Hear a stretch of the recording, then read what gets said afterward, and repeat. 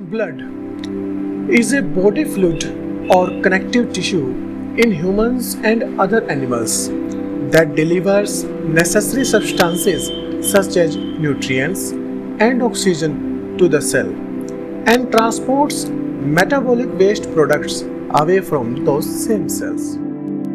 रक्त शरीर का एक तरल पदार्थ है जो कि एक संयोजी ऊतक है। यह इंसानों तथा दूसरे जानवरों में न्यूट्रिएंट्स व ऑक्सीजन को कोशिकाओं तक पहुंचाता है तथा कोशिकाओं से वेस्ट मटेरियल को दूर लेके जाता है।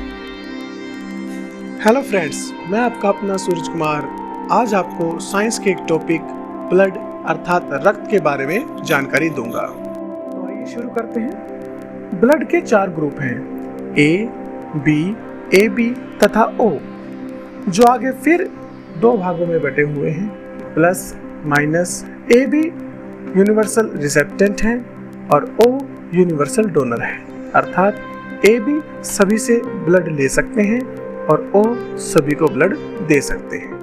ब्लड का तरल भाग प्लाज्मा कहलाता है तथा जीवित भाग कोशिकाएं हैं जिनमें आरबीसी, डब्ल्यूबीसी व प्लेटलेट्स हैं। तो चलिए अब हम ब्लड के बारे में डिटेल से जानते हैं। Red blood cell contain haemoglobin, a protein that carries oxygen. They begin their journey in the lungs, where they pick up oxygen from the air you breathe.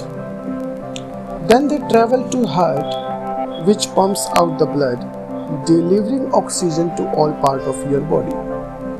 RBC are made in bone marrow. They typically live for about 4 months. RBC में haemoglobin पाया जाता है जो कि एक protein है। यही oxygen को अपने साथ बांधे रखता है। इसकी शुरुआत फेफड़ों में होती है जहां से यह ऑक्सीजन को अपने साथ उठाता है। फिर यह हृदय से होता हुआ पूरे शरीर में ऑक्सीजन को पहुंचा देता है। आरबीसी बोन मैरो नामक अंग द्वारा बनाया जाता है। बोन मैरो यानी हड्डी के बीच में पाए जाने वाला हिस्सा। आरबीसी लगभग 4 महीने तक जिंदा रहती है। Second cell is WBC, means white blood cell. White blood cell are a key part of immune system. They help the body defend itself against infection, fighting of germs like virus, bacteria. They are stored in your blood and lymph tissues. Because some white blood cells have a short life of 1 to 3 days, your bone marrow is always making them. WBC हमारे immune system यानी प्रतिरक्षी प्रणाली का सबसे महत्वपूर्ण अंग है। यह हमें इन्फेक्शंस, जर्म्स जैसे कि वायरस, बैक्टीरिया से बचाते हैं। ये हमारे ब्लड में तथा लिम्फ टिश्यू के अंदर स्टोर होती है।